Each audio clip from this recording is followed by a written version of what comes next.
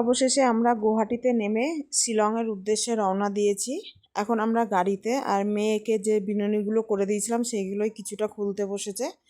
আর সবাই খুব ক্লান্ত, যার জন্য এখন ইচ্ছা আছে আর কোথাও ঢুকবো না, ডাইরেক্ট এবার একটা কোনো রেস্টুরেন্টে ভালো ঢুকবো, সেখানে গিয়ে ভালো করে ফ্রেশ হয়ে তারপর কিছু খাওয়া দাওয়া করে যাব। কারণ আমাদের আজকে প্রথম একটা স্পট দেখতে যাব, তাই একবারে দেখে তারপরে আমরা ঢুকবো হোটেলে।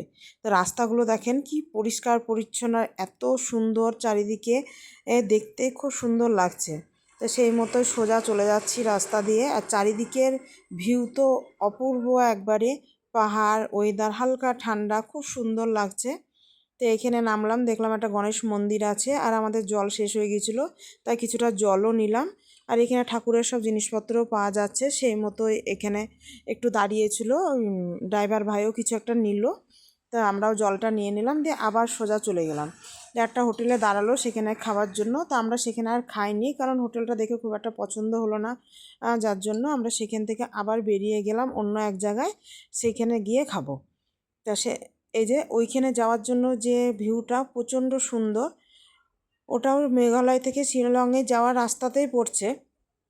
আমি জায়গাটার নামটা ঠিক বলতে পারবো না। এখানে আসলাম, এখানে ভেজ পাওয়া যায় পুরোপুরি, এখানে কোনো ননভেজ পাওয়া যায় না। তা আমরা বলেছিলাম ভেজেই ঢুকবো, কিন্তু টয়লেট যাবে সবাই, যাতে একটু পরিষ্কার পরিচ্ছন্ন থাকে ওয়াশরুমগুলো, সেই মতোই যাব। তো এদিকে গিয়েছিলাম, ভেতরটা দেখুন কি সুন্দর গোছানো সাজানো, দেখতেও খুব সুন্দর লাগছিল।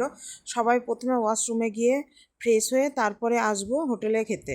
তা সেই মতোই সকলে মিলে চলে গিয়েছি। আর ভেতরটা দেখেন ওয়াশরুমের এত সুন্দর, মানে মনে হচ্ছে ওখানেই বেশ কিছুক্ষণ। আমরা সবাই পরিষ্কার পরিচ্ছন্ন হলাম, হওয়ার পরে তারপরে আসবো এবার আর খেতে রেস্টুরেন্টে। তা রেস্টুরেন্টে খেতে আসার সময়তেও বললাম একটু ভিডিও করি, দারুণ লাগছে জায়গাটা দেখতে, সেই মতোই সবাই মিলে ভিডিও করে নিয়েছিলাম।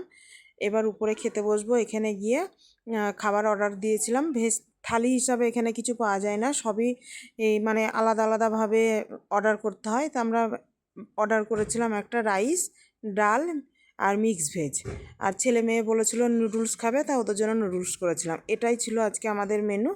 তা খাবারগুলো সত্যিই দুর্দান্ত ছিল। আপনারা যদি কেউ মেঘালয় থেকে শিলং যাওয়ার সময় খাবারের কথা ভাবেন, তো আপনারা এই রেস্টুরেন্টে ঢুকতে পারেন। এখানে খাবার দাবার খুব সুন্দর, আর সব রকম খাবার পাওয়া যায়, মানে চাইনিজ, বেঙ্গলি, নর্থ বেঙ্গলি সব রকমই খাবার পাওয়া যাচ্ছে। তা খাবারগুলো দুর্দান্ত ছিল, যার জন্য আমরা এখানেই ঢুকেছিলাম, আর খেয়েও খুব তৃপ্তি পেয়েছি। এখানে খাওয়া দাওয়া করে এবার বেরিয়ে যাব আমরা ঘুরে তারপরে তখন হোটেলে ঢুকবো। তো ওয়েদারটা খুব সুন্দর, এখানটায় হালকা ঠান্ডা ঠান্ডা। আর এই যে হোটেলের নামটা জিভা ভেজ, খুব সুন্দর, মানে অ্যাম্বিয়েন্সটাও এত সুন্দর না, বলার নাই।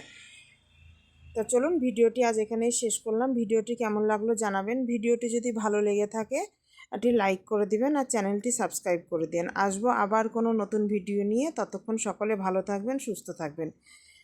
আর কোথায় কোথায় ঘুরলাম সেটাও আপনাদেরকে আস্তে আস্তে সব জানাবো।